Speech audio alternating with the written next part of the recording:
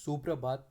आज के वीडियो के ज़रिए हम CDP child child development and pedagogy के सिलेबस को देखते हैं। यह हिमांशी मैम के नोट्स से है और बेसिक CDP को समझने में आपको मदद करेगी। यह इन सभी एग्ज़ाम के लिए काफ़ी हेल्पफुल है। CTET, UPTET, KVS, DSSB, NVS, रेट और साथ में Chhattisgarh exam CG TET, Chhattisgarh शिक्षक भर्ती, इसके लिए ये और काफ़ी हेल्पफुल है। इसमें बेसिक लेवल के क्वेश्चन आते हैं और बेसिक क्वेश्चन इस CDP के एक वीडियो में, जिसमें हम हिमांशी मैम के नोट्स को कंप्लीट रिवीजन करने वाले हैं, उसमें काफ़ी हेल्पफुल करेगी। तो चलो फिर स्टार्ट करते हैं।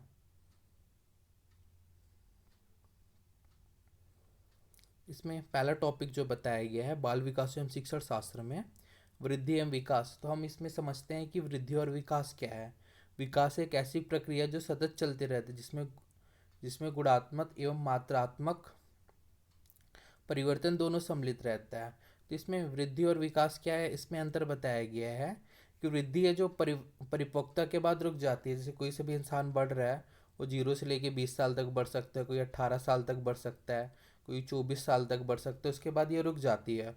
और जो विकास जो है वो गर्भ से लेके कब्र तक वोम टू टोम चलती है। मतलब बच्चा जब गर्भ जन्म लेता है, वहाँ से लेके गर्भ में रहता है, उसके मृत्यु तक जो है विकास चलते रहेगी। वृद्धि एवं विकास के जरिए ये बताया गया है कि वृद्धि एक समय के बाद रुक जाती है, लेकिन जो विकास रहती है वो बच्चे जब गर्भ से लेकर रहते हैं कब्र तक, उसमें विकास होते रहता है। जिसकी किसी का भी मानसिक विकास जो रहेगा वो जन्म से लेकर मृत्यु तक उसका चलता ही रहेगा, वही बताया गया है इसमें। फिर आगे हम देखते हैं इसमें। अब है गुणात्मक परिवर्तन क्या है और मात्रात्मक परिवर्तन क्या है। इसमें गुणात्मक परिवर्तन जो है वो कार्यशैली, बच्चे किस प्रकार से कार्य कर रहे हैं, उनके कार्य क्षमता में जो परिवर्तन होता है वही गुणात्मक परिवर्तन है।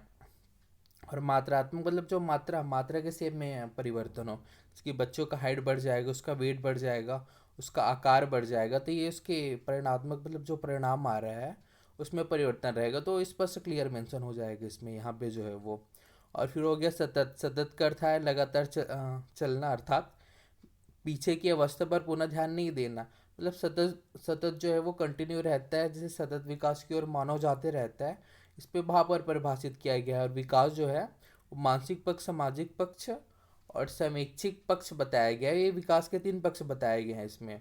और फिर विकास किस प्रकार से हो सकता है ये बताया गया है।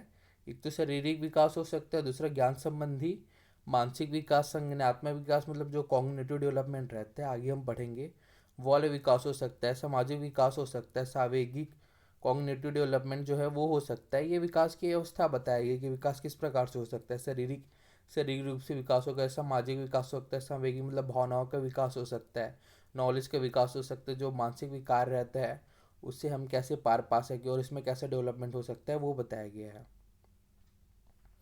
अब ये है इसके क्या क्या डेवलपमेंट जो है, जो विकास के board board domains of development.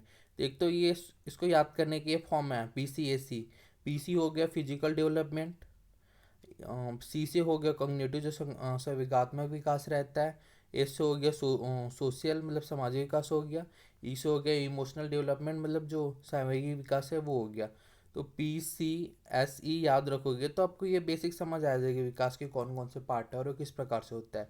P से फिजिकल, C से कॉग्निटिव, S से सोशल, E से इमोशनल। फिजिकल मतलब शारीरिक विकास, कॉग्निटिव मतलब संज्ञानात्मक विकास, सोशल मतलब सामाजिक विकास, इमोशनल मतलब हो गया आपका सावेगिक विकास। अब हम आगे पढ़ते हैं फिजिकल डेवलपमेंट। फिजिकल डेवलपमेंट किस प्रकार से होती है, जब उसके हाइट में परिवर्तन आएगा, वेट, साइज, शेप।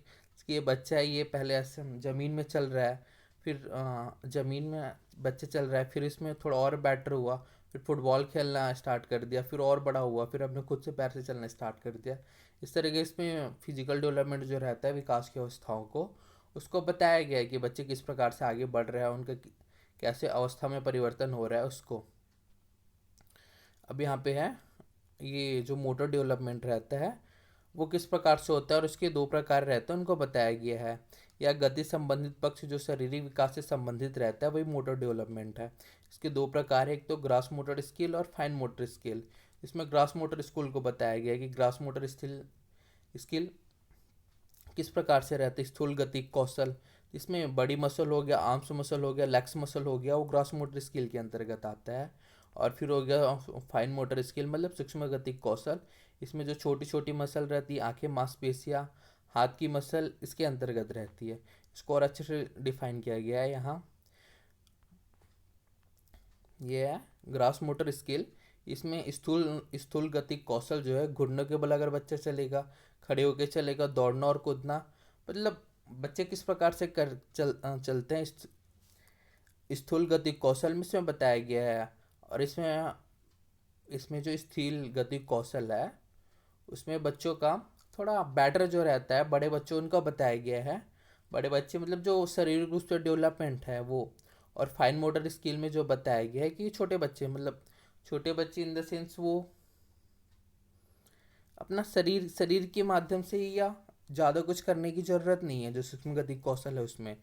जैसे कि उंगली और अंगूठे के जरिए कुछ उठाना, रेत में पैरों की उंगलियां घुमाना, ड्राइंग, पेंटिंग, राइटिंग, काजल लगाना, ये छोटे बच्चे भी कर सकते हैं। लेकिन दौड़ना और कूदना ये अगर कोई बड़ा बच्चा रहेगा वही कर पाएगा, ये बताया गया इसमें। फिर ठीक है, फिर कॉग्निटिव डेवलपमेंट स्टार्ट होता है। कॉग्निटिव डेवलपमेंट जो है वो संज्ञानात्मक पक्ष में विकास का अर्थ मानसिक क्षमताओं को के विकसित होने से है। संज्ञान का अर्थ दिमाग, बौद्धिक क्षमताओं का विकास है। तो इसमें जो कॉग्निटिव या संज्ञानात्मक डेवलपमेंट रहता है उसमें सूचना, तर्क करना, कल्पना, मेमोरी, भाषा इत्यादि जो है वो संज्ञानात्मक विकास सिद्धांत के आता है। इसमें लेफ्ट ब्रेन हो गया, राइट ब्रेन हो गया। लेफ्ट ब्रेन जो रहता है वो लॉजिकल रहता है, साइंस मैथ के लैंग्वेज को बनाने, ये लॉजिक के बेस पे होगा जो मैथ्स का क्वेश्चन सॉल्व होगा।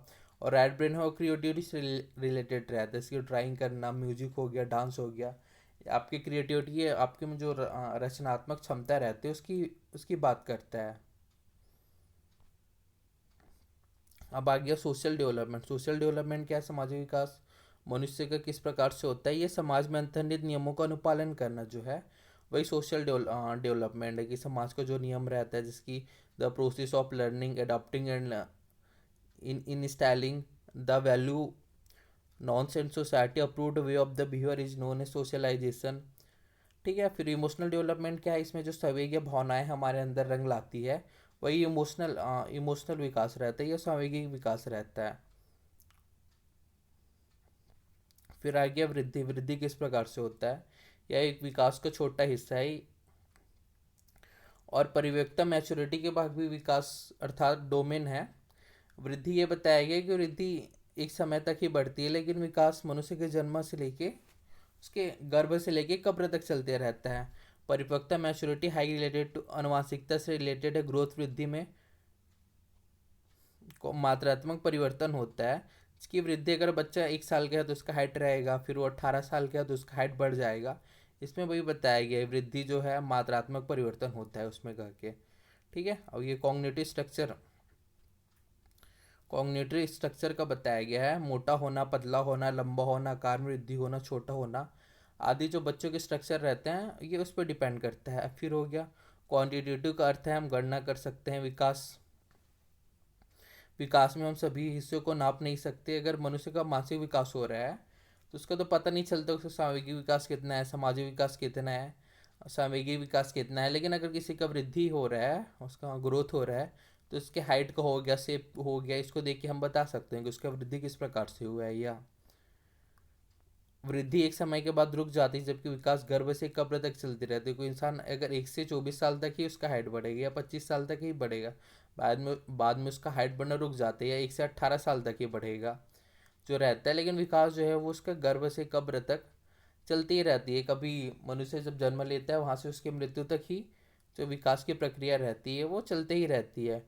वृद्धि का एक अंक यूनिट किलोग्राम, इंच, सेंटीमीटर के तहत मापा जाता है, जबकि विकास के हर एक पहलू नहीं है।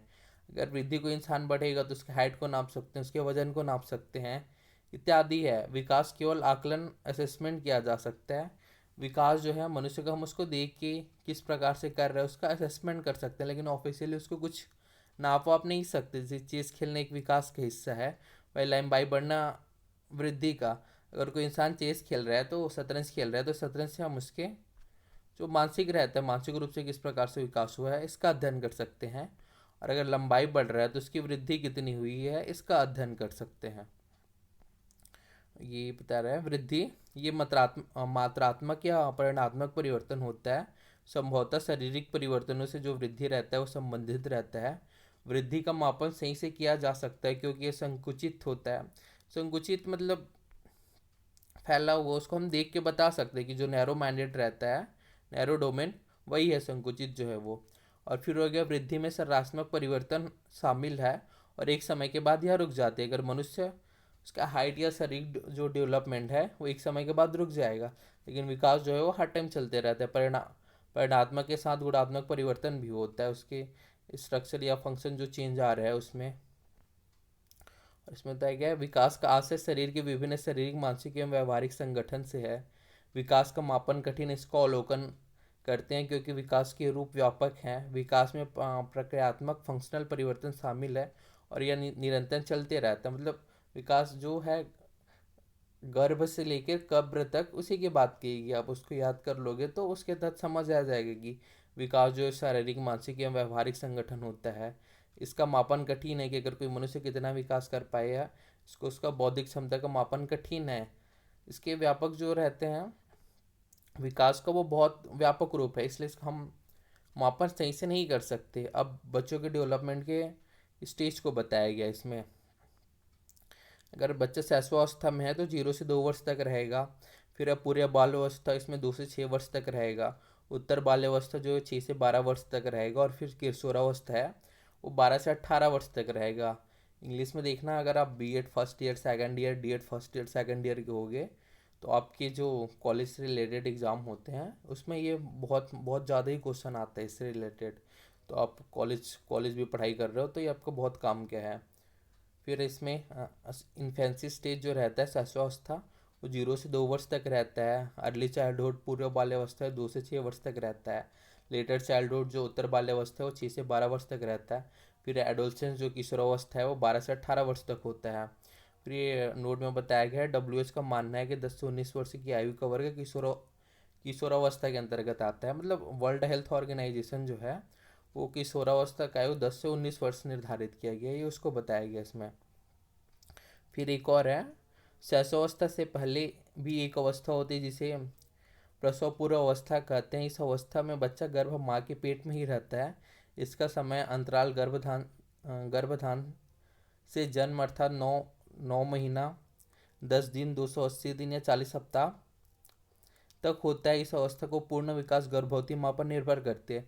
इसमें यह बताया गया है कि बच्चों जब माँ के गर्भ में रहता है तब भी उसका पूर्ण विकास जो रहता है, विकास होते रहता है, लेकिन वो गर्भवती माँ के जो रहते हैं उसके पेट में ही इसका विकास होते रहता है, जो बच्चा रहता है उसका।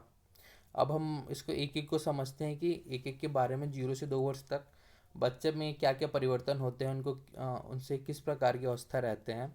इसमें बताया गया शैशवावस्था। शैशवावस्था जो है वो जन्म से लेकर 2 वर्ष तक होती है। इसमें ज्ञानेंद्रिय जो बच्चों की सेंस रहती है वो उससे बच्चे सीखता है। अगर कोई कुछ कर रहा है उसको देखकर सीखेगा। इस अवस्था में बच्चे तो कुछ करने लायक नहीं रहता, मतलब बैठे बैठे सोते सोते वो जो सामने देखते जाएगा उससे वो सीखते रहेगा अपने ज्ञानेंद्रियों के माध्यम से। मतलब गति क्रिया करके सीखेगा। प्याजे का भी ये कहना है, अगर बच्चा सोता रहेगा तो बस हाथ पैर हिला पाएगा या अलट पलट सकेगा, उसके माध्यम से बच्चा शैशवावस्था में अपना कार्य करना सीखेगा। फिर से ये सेंसिटिव पीरियड जो खतरा भरा होता है, यह पीरियड अगर बच्चे को हम ध्यान नहीं देंगे तो कुछ भी कर सकता है। सोते रहेगा, बेड से गिर भी सकता है, उसको बताया गया सेंसिटिव पीरियड खतरा भरा होता है। फिर है इसमें बच्चों का जो फिजिकल डेवलपमेंट रहता है, मतलब उसका हाइट अच्छे से बढ़ेगा, उसका मानसिक विकास जो है वो बहुत तेज़ी से होते रहेगा, जो स्वस्थ है उसमें। फिर बताया, फिर है पूर्व बाल अवस्था, अर्ली चाइल्डहुड, ये 2 से 6 वर्ष तक रहती है। ये खिलौने खेलने की आयु जो है प्लेज एरिक्सन के अनुसार बताया गया है। और इसमें नकल करके बच्चा सीखता है, अगर कोई कुछ कर रहा है उसको देख के बच्चा सीखता है। और इसमें उसका मतलब बहुत तेज गति के रूप से लैंग्वेज भाषा का विकास होता है। भाषा के विकास पूर्व बाल अवस्था जो sensitive critical faster language development रहता है। भाषा विकास बच्चे की इस अवस्था में होने स्टार्ट हो जाता है। ये बताया गया। तो इसमें आपको अगर एज पूछेगा किशोरावस्था कितना, पूर्व बाल्यावस्था कितने का तक रहती है, उत्तर बाल्यावस्था, अर्ली चाइल्डहुड, लेटर चाइल्डहुड, तो आप एज को याद रख लेना है। छत्तीसगढ़ के एग्जाम में सी जी टेट, सी जी टीचर भर्ती में ये सब क्वेश्चन बहुत ज़्यादा ही आते हैं। ठीक है, पूर्व बाल्यावस्था हो गया, उत्तर बाल्यावस्था की एज कितने हैं। तो अब आते हैं उत्तर बाल्यावस्था।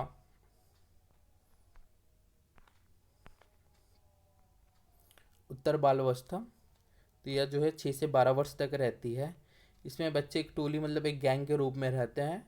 बच्चों मतलब दोस्त दोस्त लोग का एक गैंग रहेगा, बच्चों उसके माध्यम से सीखेंगे।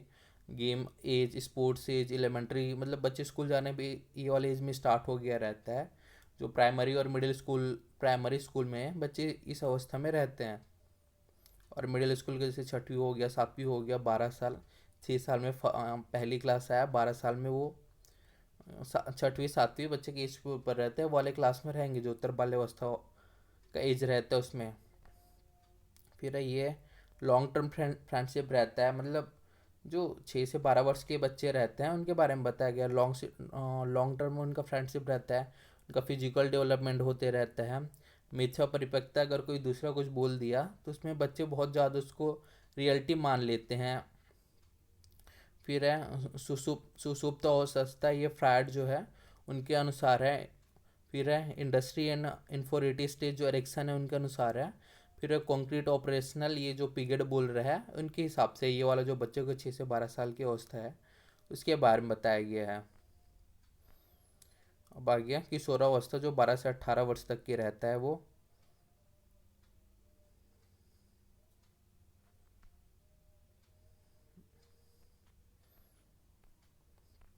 किशोरावस्था जो बालक का 12 से 18 वर्ष तक रहता है वो। फिर इसमें बताया गया है परिवर्तन का काल रहता है। बच्चे जो बाहर देखते हैं उसी के हिसाब से वो उसमें सीखता है। स्वर्णिम काल रहता है बच्चों को, जो यंग किशोरावस्था रहता है उनका ये स्वर्णिम काल है। यहाँ इसमें बच्चे अगर अपना चाहेंगे तो अपना ज़िंदगी के अच्छे पल भी जी सकते हैं, अपना ज़िंदगी को संवार सकते हैं, अच्छे से पढ़ाई कर सकती हैं या बिगड़ भी सकते हैं। यही वाली एज जो 12 से 18 वर्ष की है कि वो बच्चे किस प्रकार से अपना फ्यूचर डिसाइड कर रहे हैं। जो तनाव एवं तूफान की अवस्था, स्टैनली हाल जो है उसने जो किशोरावस्था है उसको तनाव और तूफान की अवस्था भी कहा है। फिर इस अवस्था में बच्चे में लीडरशिप स्किल रहती है। लेक ऑफ जो इमोशनल स्टेबिलिटी आ जाती है। आइडेंटिटी क्राइसिस का अर्थ है कि बच्चा यह ढूंढ रहा है कि मैं कौन हूँ। ये एरिक्सन के हिसाब से बता रहा है कि ये जो किशोरावस्था रहता है उसमें बच्चों को यह ढूंढ रहता है कि मैं कौन हूँ इत्यादि। फिर यह ब्रीज पीरियड रहता है, एडल्सेंस, स्प्रिंग सीजन, बसंत ऋतु, चलूँ क्या, स्प्रिंग सेशन रहता है। फिर हो गया चाइल्डहुड, ब्रिज, एडोलसेंस। आगे बढ़ते हैं अब ये। फिर प्रिंसिपल ऑफ डेवलपमेंट, ये क्या क्या है कि डेवलपमेंट कंटिन्यूस रहती है, सतत रूप से विकास होता है। फिर डेवलपमेंट जो है वो क्रमिक रूप से इसका विकास होता है। Development is sequentially orderly. फिर विकास की दर भिन्न भिन्न रहती है, सामान्य से विशिष्ट की ओर जाती है। और पूर्वानुमान हो गया, all type of development are interrelated. फिर हो गया प्रिंसिपल ऑफ डायरेक्शन, कि जो दिशा रहता है बच्चों के विकास की वो किस प्रकार से रहता है। ये हो गया लंबवत, सिरपोदमुखी, मतलब सिर से लेके टोंब तक बच्चों के विकास। फिर है समीपस्थ, दूरस्थ, मतलब केंद्र से लेकर बाहर की ओर जो जो विकास रहेगा, मतलब फैलाव रहेगा वो होते रहता है इसमें। और ये बताया गया है कि जन्म जन्म के समय बच्चों के सिर का 1/4 मतलब 25% वह रहता है। फिर आ गया व्यक्तिगत विभिन्नताएं में। इसमें क्या क्या है, दुनिया की प्रत्येक प्रजाति में पाई जाती कोई भी प्रजाति समान नहीं होती। उदाहरण के लिए दो बंदर एक जैसे नहीं दिखते, उनमें किसी किसी स्तर पर विभिन्नताएं अवश्य पाई जाती है। इसमें व्यक्तिगत जो विभिन्नता है उनको बताया गया है। Individual difference variation are common with in the across all species.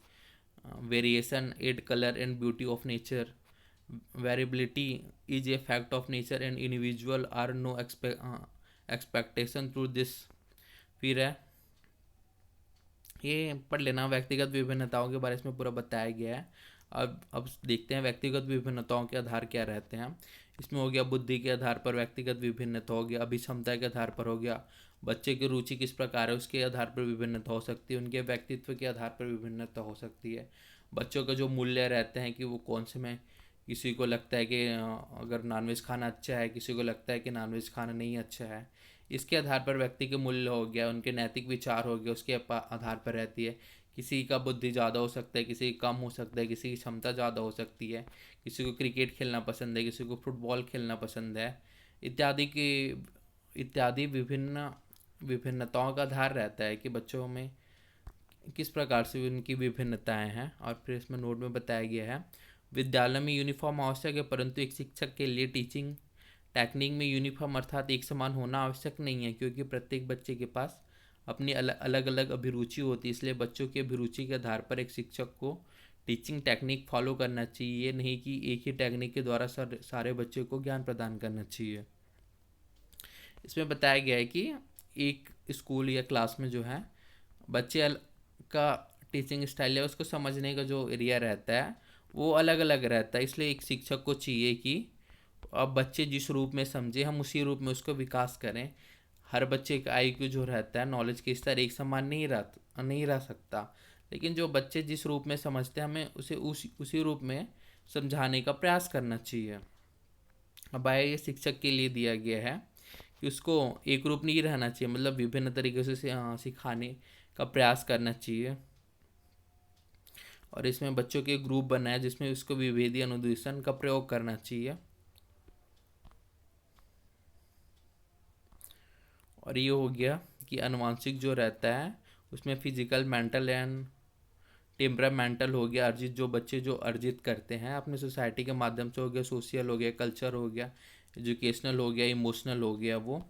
और फिर आ गया मोटिवेशन, ये हो गया अभिप्रेरणा। अभिप्रेरणा क्या है, एक तो आंतरिक हो सकता है और एक बाह्य हो सकता है। आंतरिक मतलब अगर मेरे को किसी का, मैं मोटिवेशन, संदीप महेश्वरी का मोटिवेशन सुना, तो अगर मेरे में आंतरिक अभिप्रेरणा आएगी तो मैं ज़िंदगी भर उसमें अच्छे से पढ़ूंगा। और कुछ सी टेट हो गया, सी जी टेट हो गया, शिक्षक भर्ती हो गया, या नेट जे आर एफ हो गया, इत्यादि एग्जाम निकालूंगा अगर मेरे में आंतरिक अभिप्रेरणा आ गई तो ज़िंदगी भर पढ़ के। और बाह्य अभिप्रेरणा वह है जो कुछ दिन के लिए ही आती है बाहरी रूप से, आंतरिक रूप से इसमें विकास नहीं हो पाता। जिसकी आज मैं मोटिवेशन हूँ, आज मैं 18 घंटा पढ़ लिया, कल मैं 4 घंटा भी नहीं पढ़ पाया, ये हो गया बाह्य मोटिवेशन। और आंतरिक रूप से अगर कोई बच्चा मोटिवेट हो रहा है तो ज़िंदगी भर पढ़ेगा, वो अच्छे से पढ़ेगा और कंटिन्यूअस पढ़ेगा और एग्ज़ाम क्लियर करेगा।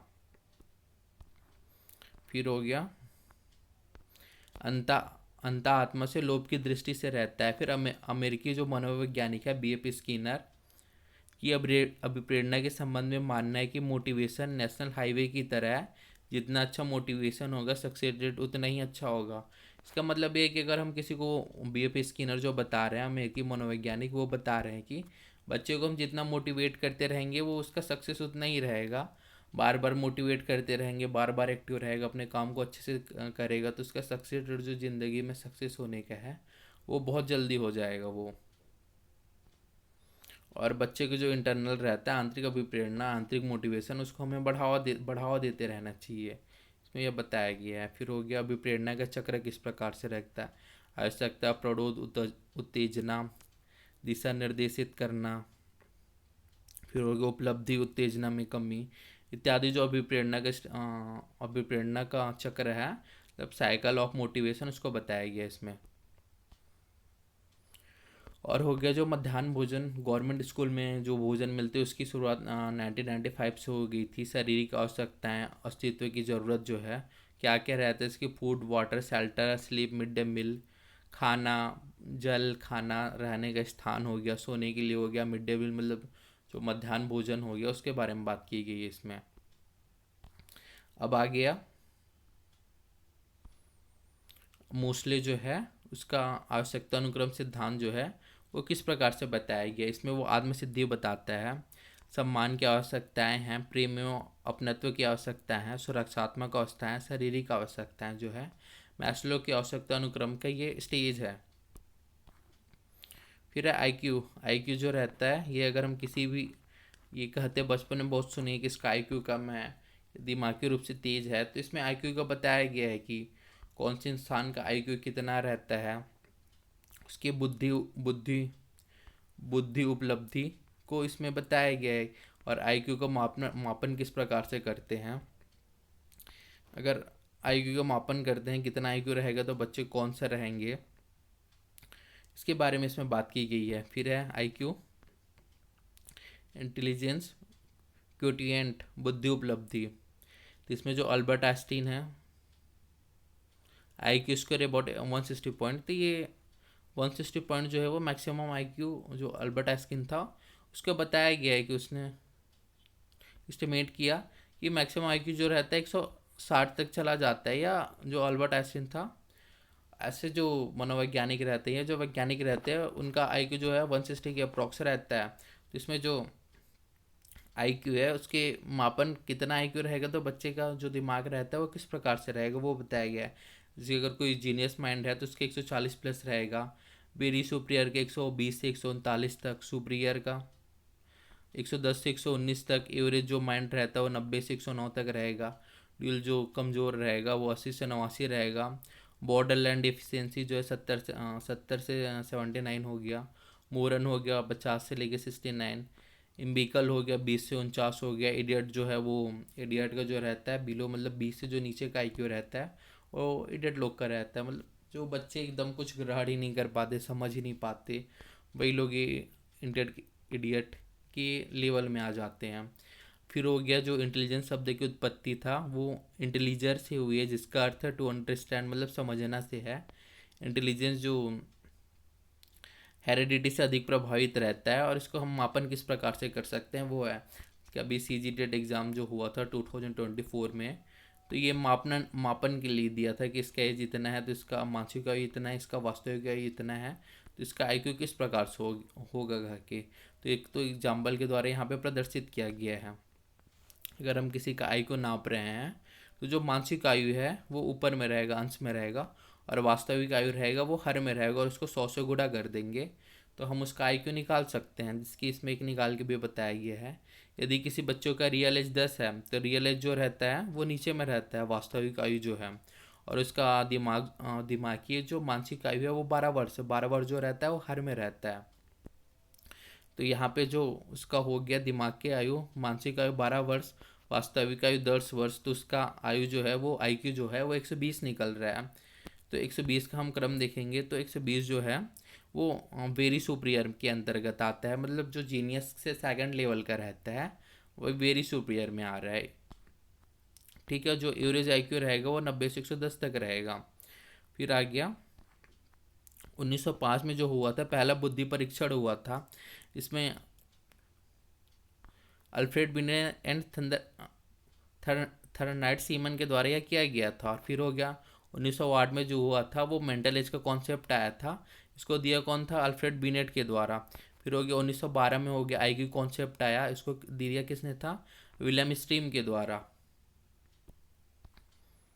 फिर हो जा फिर स्टार्ट होता है सृजनात्मक और बुद्धि, क्रिएटिविटी एंड इंटेलिजेंस। इसमें जो है रिसर्च, अगर बच्चा क्रिएटिविटी मतलब रचनात्मक रूप से कुछ कर रहा है, पेंटिंग वेंटिंग बना रहा है, कुछ अदर एक्टिविटी कर रहा है जिसमें उसकी क्रिएटिविटी झलक रही है, और उनको जो बौद्धिकता रहता है इंटेलिजेंस वो झलक रही है, तो वो बच्चे की हम उसकी क्षमता को उसके जरिए हम उसका अनुमान लगा सकते हैं, जिसकी जैसे कि अर्थात हर एक आईक्यू वाला बच्चा रचनात्मक हो या आवश्यक नहीं है। अगर कोई पढ़ने में होशियार है तो ज़रूरी नहीं है कि उसको क्रिएटिविटी आए, उसको पेंटिंग बनाने अच्छा से आए, उसको म्यूजिक या कुछ काम करने अच्छे से आए। हाँ, लेकिन ये ज़रूरी नहीं है कि अगर किसी को क्रिएटिविटी आती है, किसी को पेंटिंग करना अच्छा आता है, तो बौद्धिक रूप से कौशल रहे या वो दिमागी रूप से बहुत तेज़ रहे, इसकी इसमें बात की गई है। और फिर हो गया क्रिएटिविटी के तत्व क्या क्या हैं। एक तो ये फ्लुएंसी धारा प्रवाह रहता है, फ्लैक्सिबिलिटी इसमें लचीला रहता है, ओरिजिनल रहता है मतलब मौलिकता रहता है, विस्तार मतलब फैला हुआ रहता है। और फिर हो गया जेपी गिलफोर्ड जो है उसने थिंकिंग जो सोच रहा था उसको दो भागों में विभाजित दो भागों में प्रस्तुत किया था, एक तो अपसारी सोच हो गया, एक अभिसारी सोच हो गया। तो दोनों किस प्रकार से रहता है, जो अपसारी सोच रहता है डाइवर्स थिंकिंग, वो ओपन इंडेड रहता है।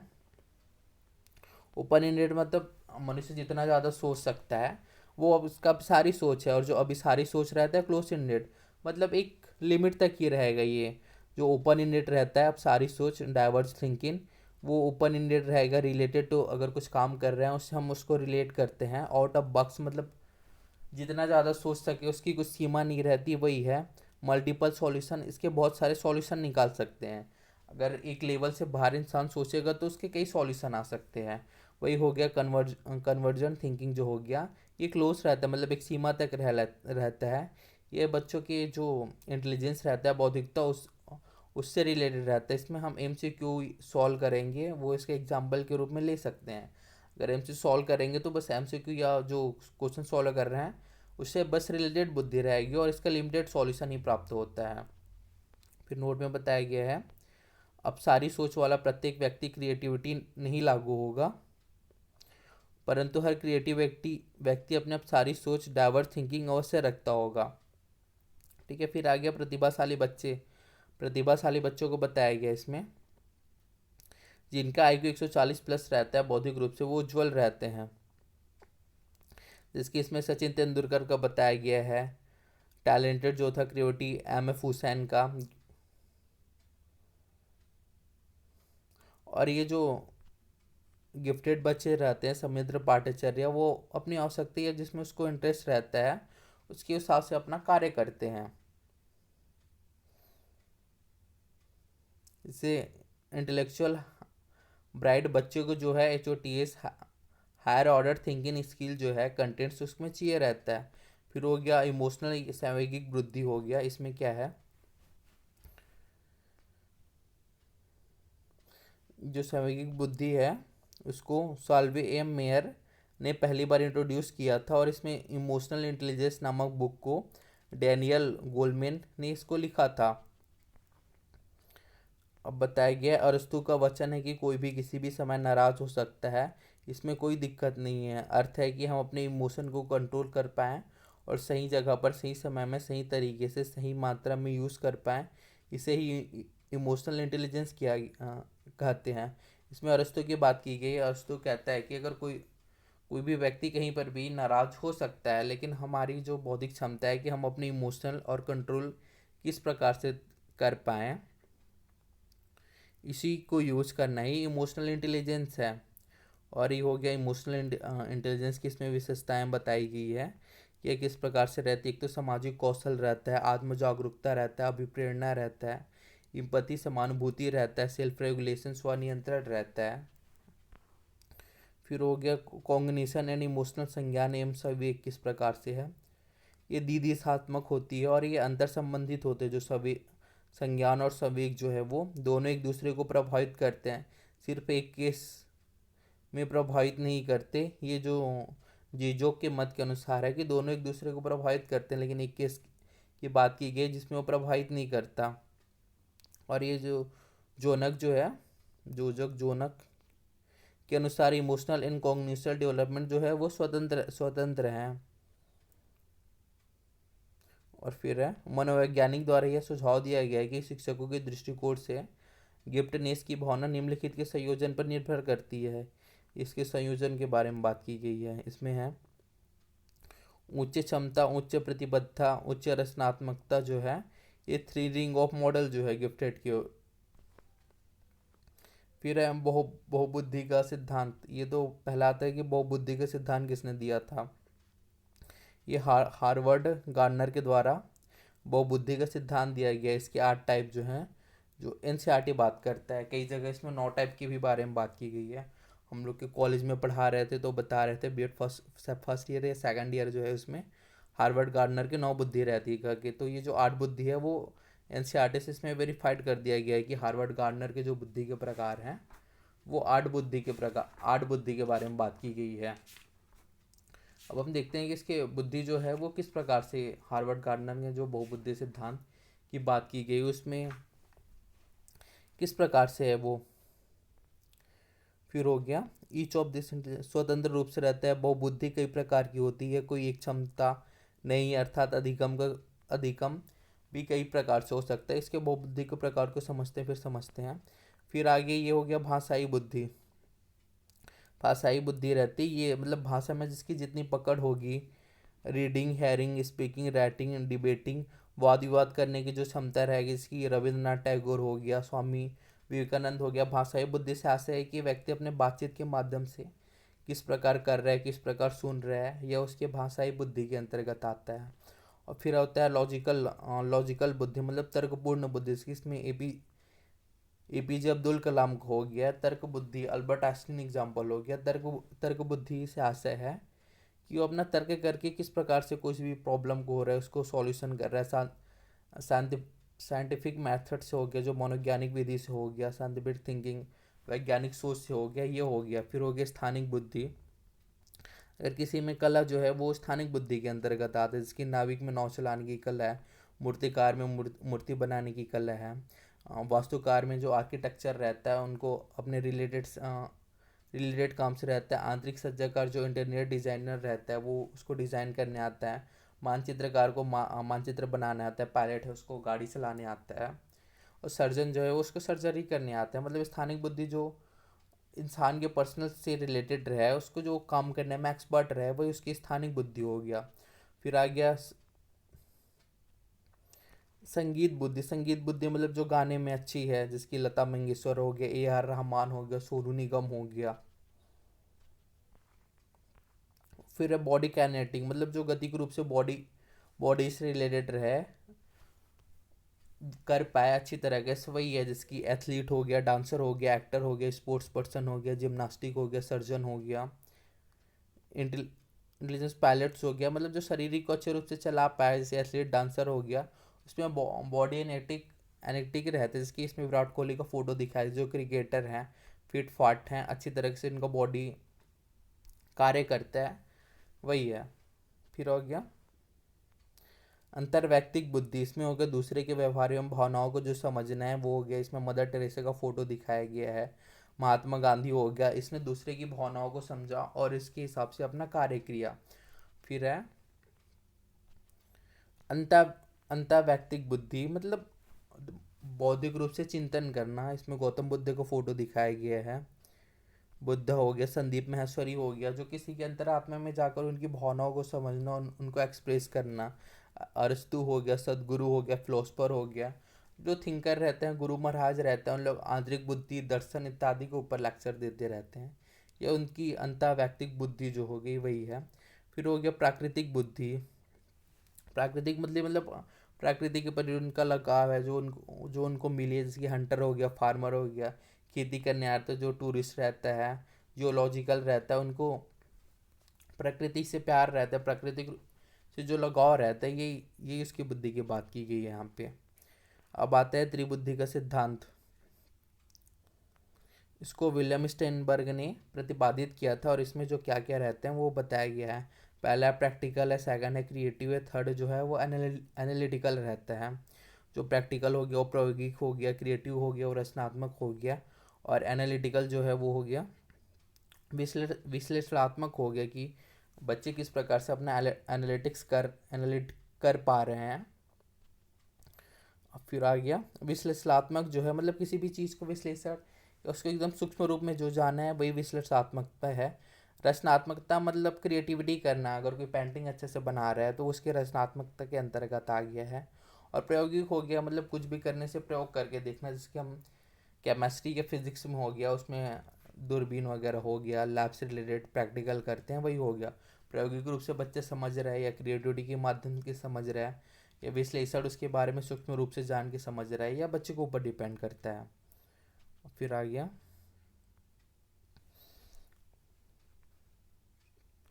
लुइस थंडरस्टोन ने ये जो 7 प्राइमरी मेंटल एबिलिटी बताया गया है उसमें उसकी बात की गई है।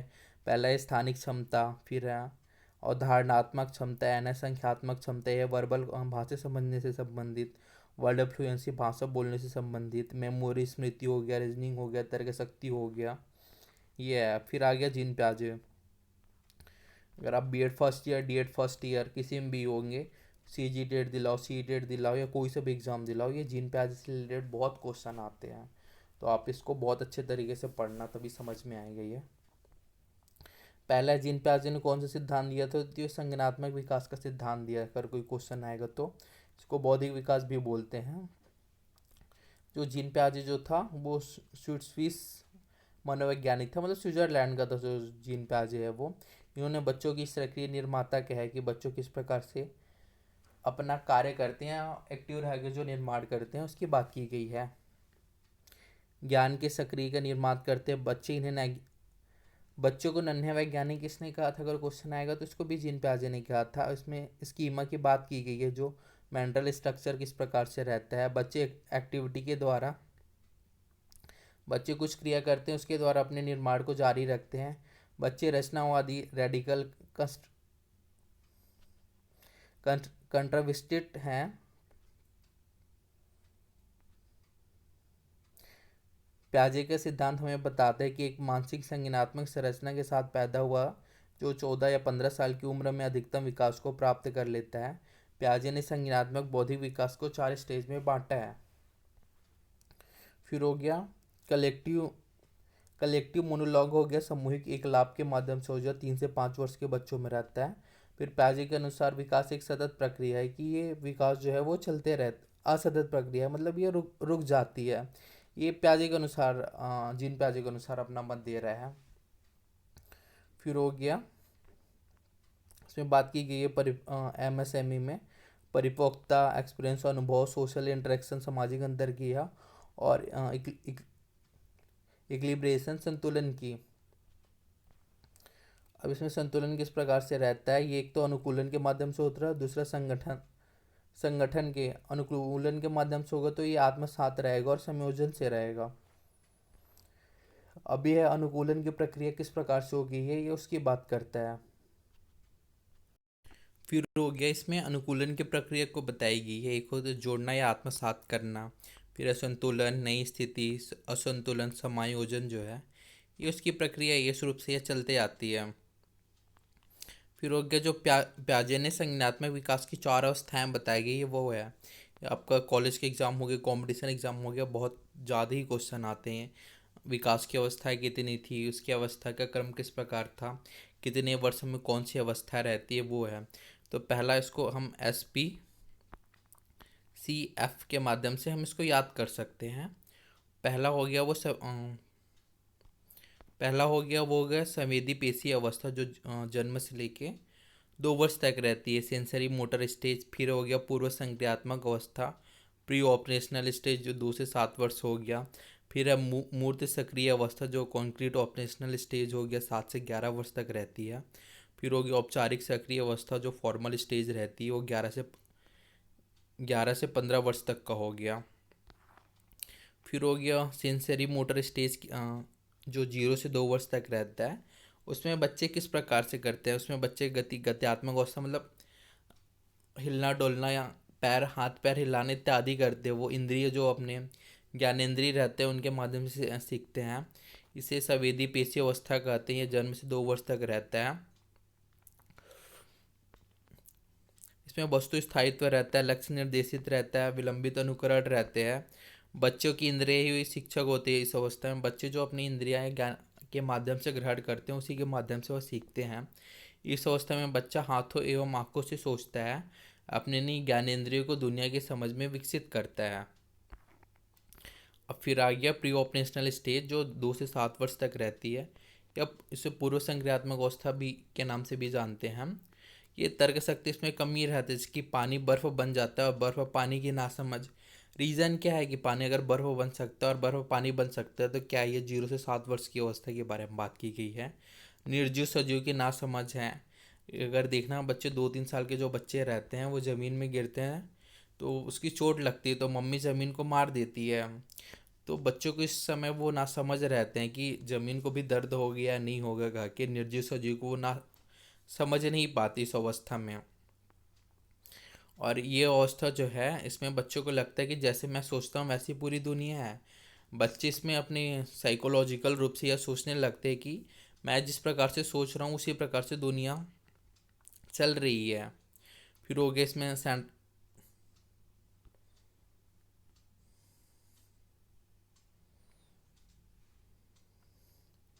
इसको एक पिक्चर के माध्यम से दिखाया गया है, जिसकी ये है, दोनों में सेम पानी भरी गई है, लेकिन अगर कोई देखेगा तो उसको लगेगा कि ए में ज़्यादा पानी है और बी में कम है। फिर हो गया कॉन्क्रीट ऑपरेशनल स्टेज, जो हो गया 7 से 11 वर्ष। इसे मूर्त सक्रियात्मक अवस्था के नाम से भी जानते हैं। इसमें बच्चा जो है मूर्त चीज़ों के प्रति उसकी तर्क शक्ति का ज्ञान होता है।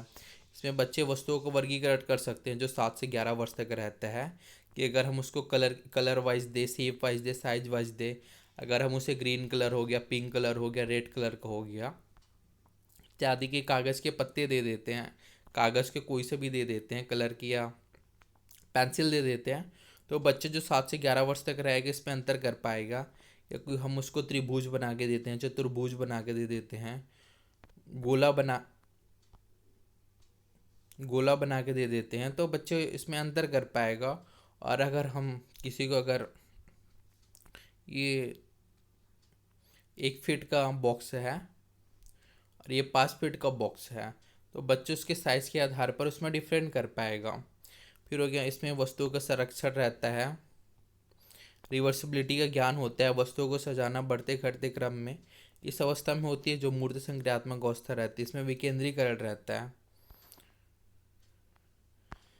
फिर हो गया फॉर्मल ऑपरेशनल स्टेज, जो 11 से 15 वर्ष रहती है, इसे अमूर्त चिंतन की अवस्था के नाम से भी जानते हैं। इसमें बच्चे जो है लॉजिकल कॉन्सेप्ट को समझने स्टार्ट करते हैं। इसमें कल्पना जो रहता है, निगनात्मक तर्क रहता है, वो आता है। फिर निगनात्मक जो चिंतन रहता है, डिडक्टिव रीजनिंग, वो इस वाले अवस्था में जो फॉर्मल ऑपरेशन स्टेज है 11 से 15 वर्ष तक, उसमें उसके आगमन स्टार्ट होता है। अब हम सेकंड जो वैज्ञानिक है, पहला हो गया जीन प्याजे, सेकंड हो गया लेव वाइगत्स्की ने किसके सिद्धांत दिए थे, अगर क्वेश्चन आएगा तो हो गया सामाजिक सांस्कृतिक परिप्रेक्ष्य में जो सिद्धांत है उसे लेव वाइगत्स्की के द्वारा दी गई थी। फिर आगे क्वेश्चन, ये जो लेव वाइगत्स्की थे वो रूसी मनोवैज्ञानिक थे, यह एक सामाजिक रचनावादी थे, सामाजिक सांस्कृतिक पहलुओं पर इनका ध्यान केंद्रित था। फिर आ गया सामाजिक सृजनवाद के, हो गए इसके जनक थे, बच्चों द्वारा ज्ञान का सृजन किया जा सकता है। वाइगोत्स्की के अनुसार किसी भी बच्चों का शरीर विकास सामाजिक परिस्थिति में ही संभव है। बच्चे का संज्ञानात्मक विकास सामूहिक प्रक्रिया के द्वारा ही संभव हो पाता है। बच्चे सामाजिक अंतर्क्रिया के द्वारा ही सीखते हैं। अगर बच्चे समाज में रहेंगे, उनसे क्रिएटिविटी करेंगे, उसके द्वारा ही बच्चे सीख पाएंगे। और जो ले वाइगोत्स्की बताते हैं कि बच्चे में जो सामूहिक विकास, बच्चे का जो कॉग्निटिव मतलब संज्ञानात्मक जो विकास होगा, उनके समूह में रहने के ही माध्यम से उसका होगा।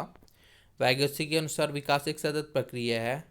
वाइगोत्स्की ने माना है कि विकास एक सतत प्रक्रिया, यह जीवन पर्यंत चलते रहती है। फिर हो गया, जो विकास हो गया वो सामाजिक प्रक्रिया, सामाजिक अंतःक्रिया पर निर्भर करती है तथा इसका सामाजिक अधिगम के फलस्वरूप संज्ञानात्मक विकास संभव होता है। इसमें बच्चों के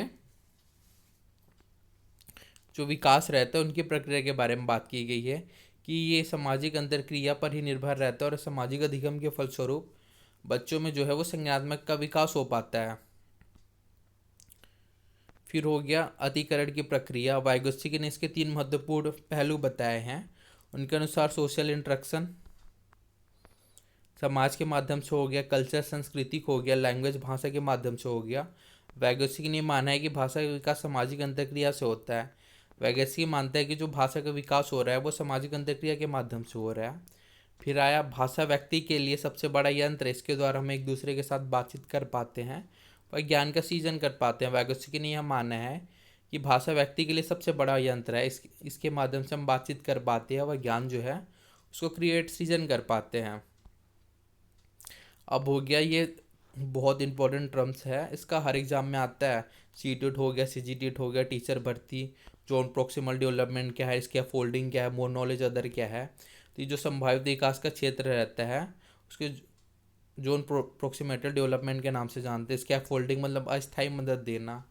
अगर कोई बच्चा 10 तक पहाड़ा याद नहीं, 10 का पहाड़ा बोल रहा है, 10 80 80 के बाद 10 नियम में भूल गया है, तो हम उसको जो बाहरी रूप से सहायता देंगे वही उसकी अस्थायी मदद है। अगर बच्चे 10 या 90 बोल लिया, फिर हम जो अस्थायी मदद दिए उसको हटा देंगे, फिर वो 10 हम 100 बोल लेगा। यही जो अस्थायी मदद दिया जाता है वही है स्कैफोल्डिंग। फिर हो गया जोन प्रॉक्सिमल डेवलपमेंट की अवस्था हो गया, इसके बारे में ये बात कर रहा है। Zone zone zone proximal development, इसके फोल्डिंग, मोर मोर नॉलेज अदर।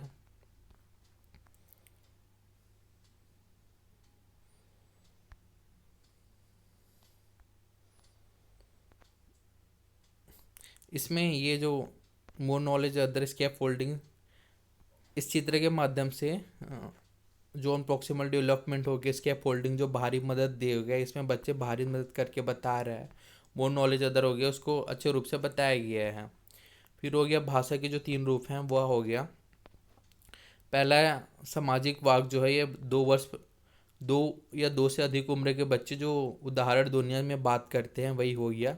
फिर हो गया प्राइवेट स्पीच, जो हो गया निज वाक, 3 वर्ष से कम उम्र बोलकर समझकर खूब बात करते हैं, जो हो गया हो। फिर हो गया मौन आंतरिक वाद, जो है 7 वर्ष से उम्र में मन की बात जो करते हैं, वो हो गया। भाषा के 3 रूप के रूप में इसकी बात की गई है।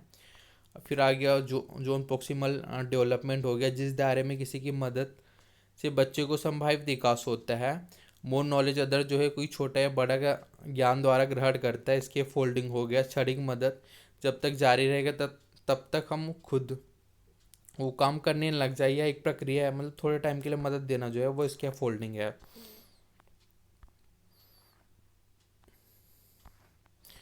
अब आ गया कोलबर्ग के नैतिक विकास का सिद्धांत क्या है। इसमें कोलबर्ग के नैतिक विकास के सिद्धांत को इसमें बताया गया है।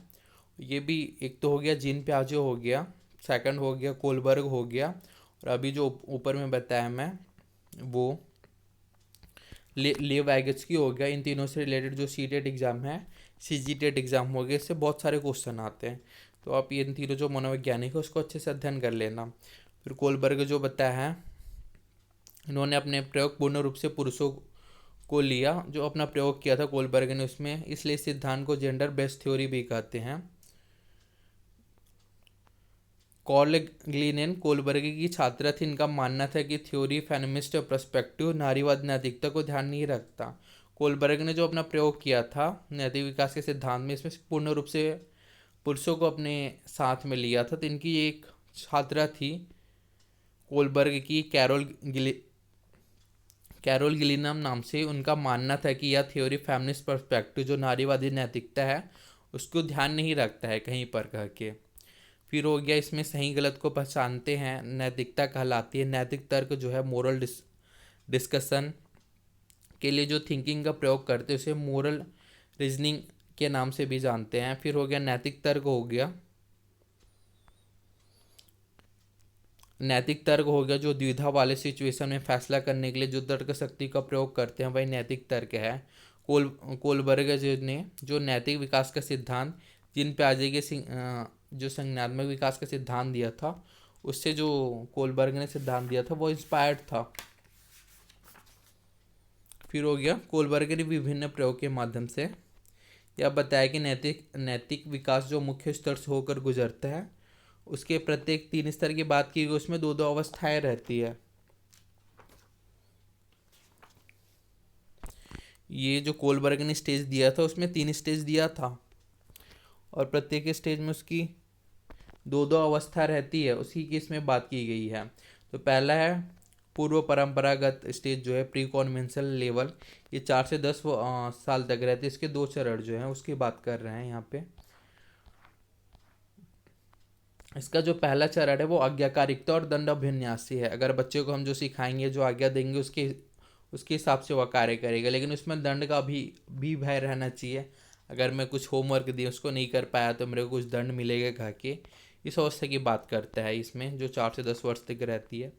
और सेकंड हो गया व्यक्तिवाद, उपकरणवाद और विभिन्न नियमित अभिविन्यास, जैसे को तैसा की प्रवृत्ति, जिसकी अगर कोई हमें किस प्रकार से ट्रीट कर रहा है उसके हिसाब से इसमें बच्चे जैसे को तैसा की बात कही गई है। फिर हो गया पारंपरिक स्टेज, इसमें 10 से 13 वर्ष की आयु तक रहते हैं। इसके भी 2 चरण हैं। कोलबर्ग ने नैतिक विकास के 3 स्टेज बताए हैं, इसमें प्रत्येक के 2 2 चरण रहते हैं, कुल मिलाकर इसके 6 चरण जो रहते हैं। फिर हो गया ये 10 से 13 वर्ष तक रहते हैं। अच्छा लड़की अच्छा लड़के अभिविन्यास, कोई पढ़ाई में A+ पा रहा है, कोई A पा रहा है, तो इससे ज़्यादा खुशी है। ऑनेस्टी रहता है, मार्क्स रहता है, रिवार्ड के प्रति बच्चे अगर उनको गिफ्ट मिल रहा है तो ज़्यादा अट्रैक्टिव रहते हैं वो। फिर हो गया इस अवस्था में बच्चों को कानून और व्यवस्था, अभिविन्यास, प्राधिकरण और सामाजिक व्यवस्था की समझ रहती है कि वो सोशल जो मेंटेनिंग रहता है, social order, law and order, उसको मेंटेन करके रखें कि रेड बत्ती रह रही है तो ट्रैफिक को जम ना करे, उनका पुलिस का भय रहे। और उनका थर्ड स्टेज जो है वो उत्तर पारंपरिक अवस्था जो है ये हो गया। ये 13 वर्ष या 13 से अधिक वर्ष तक रहते हैं। पहला जो है वो 4 से 10 वर्ष तक रहेगा। सेकंड 10 से 13, और फिर ये 13+ जो रहेगा उत्तर पारंपरिक अवस्था वो है। इसमें हो गया उच्च आयु के बच्चे के लिए जो 13+ रहते हैं, उच्च आयु के बच्चे रहते हैं जो 13+ रहते हैं, उनकी हम बात की गई। इसके 2 चरण होते हैं, हम इसके चरण को समझते हैं। इसमें सामाजिक अनुबंध और अभिविन्यास रहता है। अगर कोई घूस या भ्रष्टाचारी कर रहा है तो उसको हम सामाजिक अनुबंध या अभिविन्यास के तहत उसको मना कर सकते हैं। वह फिर हो गया सैद्धांतिक अंतर चेतना, सार्वभौमिक नैतिक प्रमुख अभिविन्यास, यूनिवर्सल जो ट्रूथ रहता है, जैसे महात्मा गांधी का विचार होगा, नेल्सन मंडेला का विचार हो गया, ये हो गया। जिसकी हेंज ने द्विधा का प्रयोग का सारांश, हेंज की पत्नी की जान बचाने के लिए चोरी करना सही या गलत। इसमें एक हेंज की कहानी बताई गई। ये कहानी ऐसा है कि हेंज की, ये चित्र को देखो, मैं आपको इसका स्टोरी बताता हूँ। जो हेंज की द्विधा का सिद्धांत है, ये हम जब भी कोलबर्ग को पढ़ेंगे तो उसका अगर आंसर राइटिंग करेंगे, B.Ed first year, D.Ed first year, B.Ed second year, और कोलबर्ग से रिलेटेड अगर उसमें क्वेश्चन आ गया,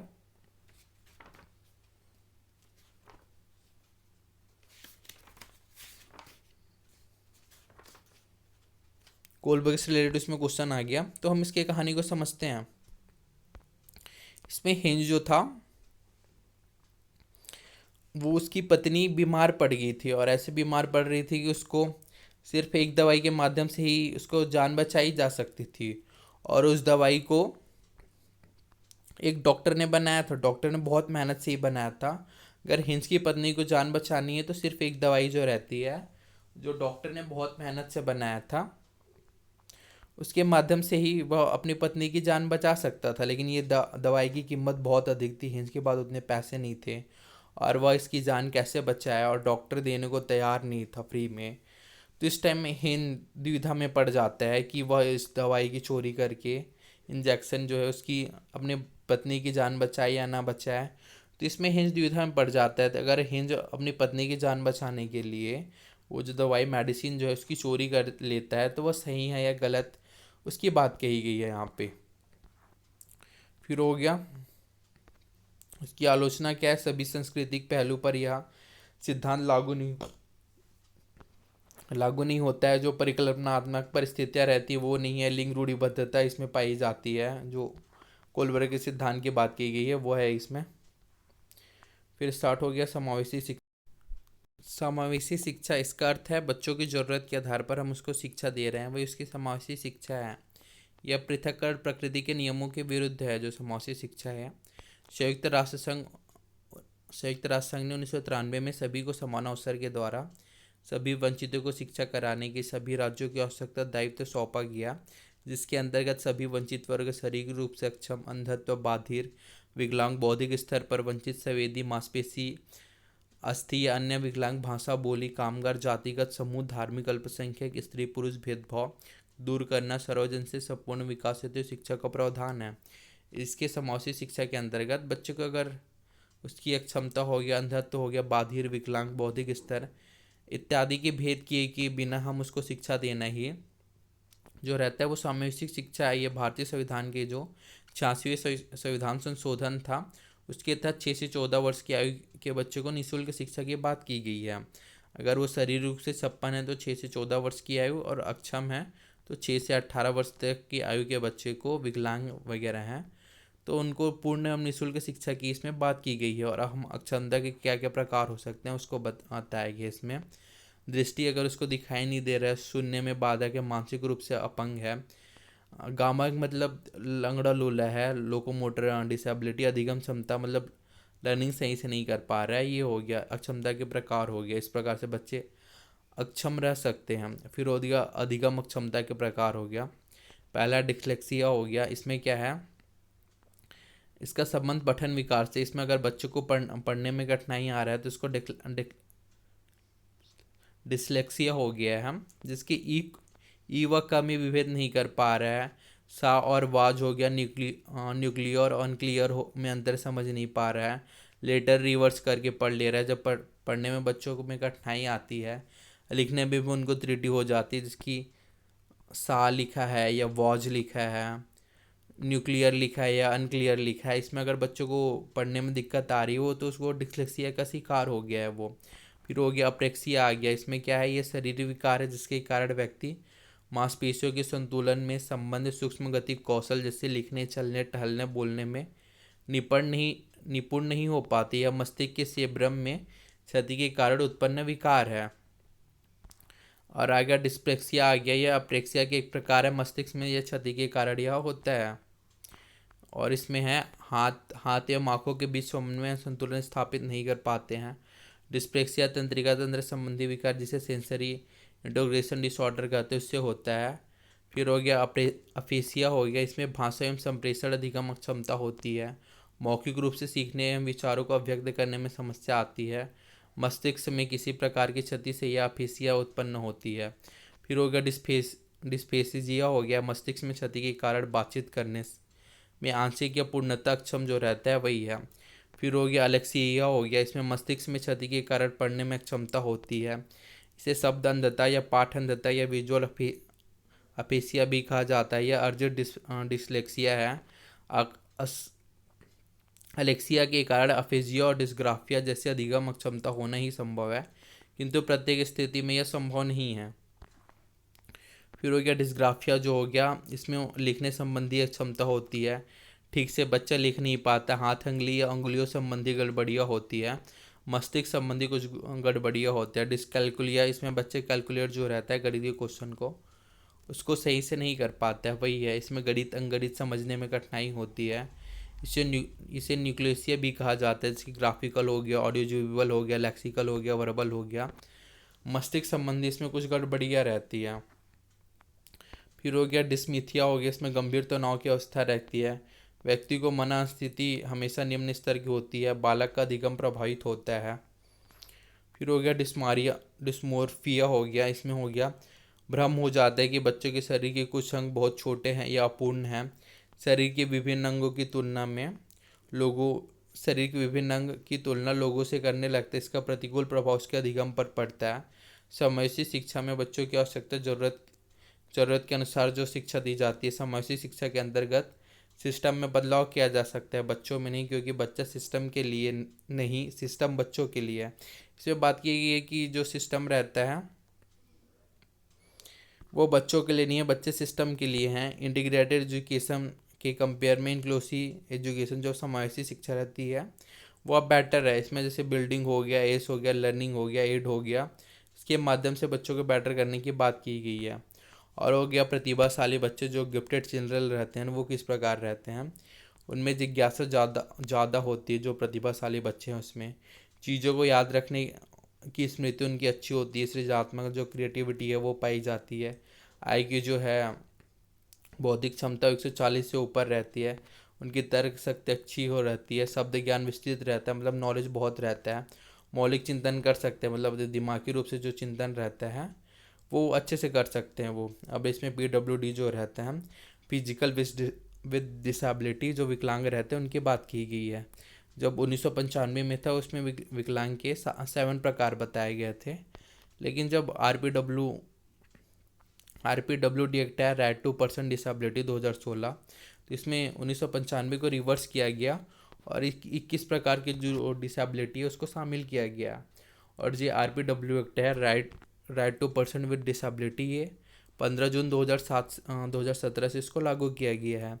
इसमें डिसेबिलिटी के 21 प्रकार या नाम बताए गए हैं। इसमें है अंधापन, दृष्टि बाधित, कुष्ठ रोग से पीड़ित, श्रवण हानि, लोकोमोटर विकलांगता, बौनापन, वैधिक विकलांगता, जीर्ण तंत्रिका संबंधी विशिष्ट लिखने की अक्षमता, मल्टीपल स्क्लेरोसिस, भाषण भाषा विकलांगता, थैलेसीमिया, हीमोफीलिया, सिकल सेल रोग इत्यादि। और फिर इसमें और कंप्लीट बताया गया मानसिक बीमारी, ऑटिज्म स्पेक्ट्रम विकार, सेरेब्रम पल्सी, मस्कुलर डिस्ट्रॉफी, बहरापन, एसिड अटैक पीड़ित, एफिसिंग, पार्किंसंस रोग।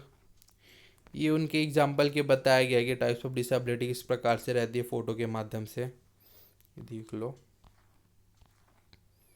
अब आगे RTI right to education act जो 2009 में दिया गया था, वो किस प्रकार से था, उसमें क्या क्या चीज़ की बात कही गई थी।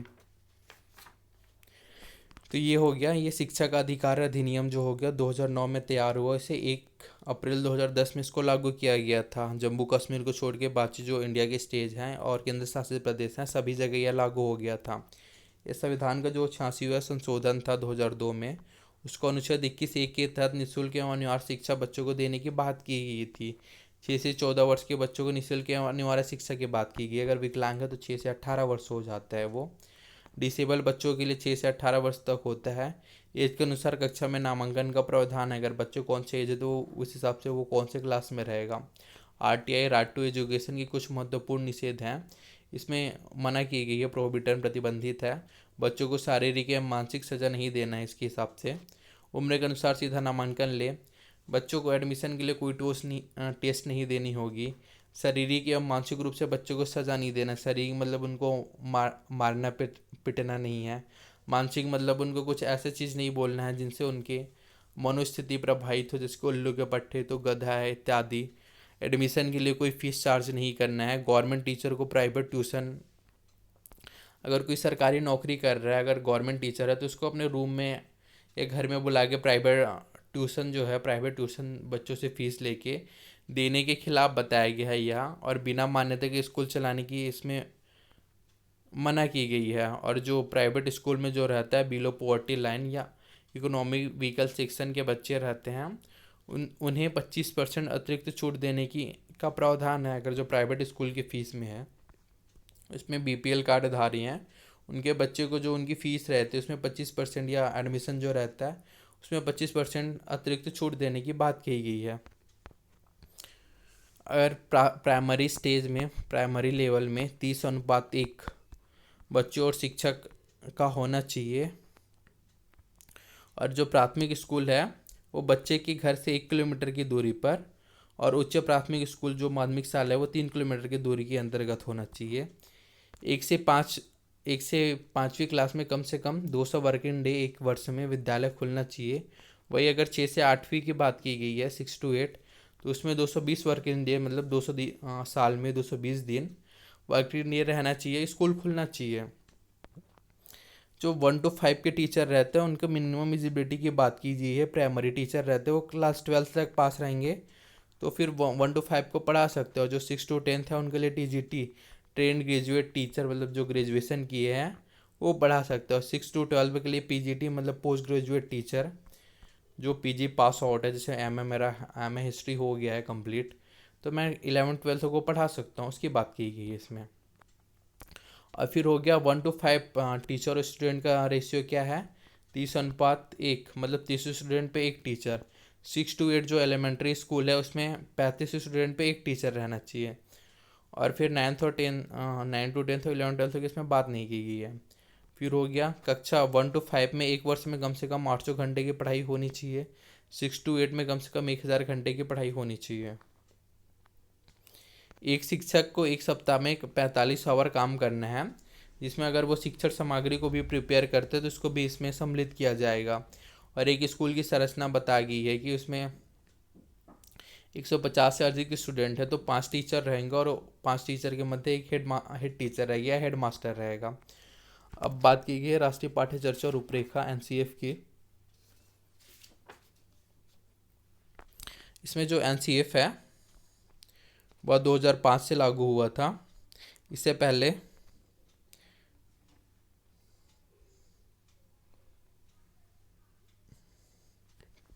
तीन एनसीएफ जो राष्ट्रीय पाठ्य चर्चा और रूपरेखा था वो आ गई थी। एक हो गया 1975 के, एक 1988 का और एक 2000 का, और ये आई जो चौथे नंबर की थी 2005 की एनसीएफ। और NCF 2005 के अनुसार स्कूली शिक्षा पाठ्य पुस्तक केंद्रित न होकर बाल केंद्रित हो।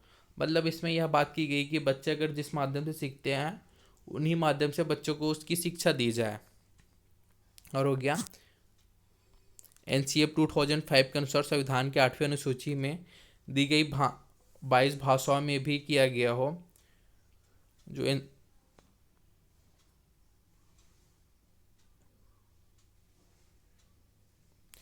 NCF जो दी गई है उसके जो संविधान की 8वीं अनुसूची में 22 भाषाएं दी गई है, उनसे हमें NCF क्या क्या बताया है इसकी अनुवाद की गई है। NCF 2005 जो प्रोफेसर यशपाल थे उनकी अध्यक्षता में जो नेशनल करिकुलम फ्रेमवर्क था, राष्ट्रीय पाठ्यचर्चा रूपरेखा, प्रोफेसर यशपाल की अध्यक्षता में यह रूपरेखा जो थी वो तैयार की गई थी। और इसमें मुख्य रूप से क्या क्या बिंदु थे? ज्ञान को स्कूल के बाहरी जीवन से जोड़ा जाए, पढ़ाई को रटन प्रणाली से मुक्त किया जाए, पाठ्य चर्चा पाठ्य पुस्तक केंद्रित ना हो, विद्यालय में दी जाने वाली शिक्षा को विभिन्न प्रकार की गतिविधियों से जोड़ा जाए, राष्ट्रीय मूल्य के प्रति आस्था निर्धारित किया जाए। मतलब अगर हम बाहरी जीवन से क्या सीख रहे हैं उनको स्कूली के ज्ञान को बाहरी जीवन से हम इसमें जोड़ा जाए, रटन प्रणाली से मुक्त किया जाए। अगर बच्चे को रटाने की जगह उन्हें समझाने पर फोकस की गई है। इसमें पाठ्य चर्चा पाठ्य पुस्तक केंद्रित ना हो, एकदम बुक में जो दिए है उसी के हिसाब से ना रहे, हम उसको बाहरी जीवन या प्रैक्टिकल के माध्यम से हम उसको समझाएं। अब वो हो गया विद्यालय में दी जाने वाली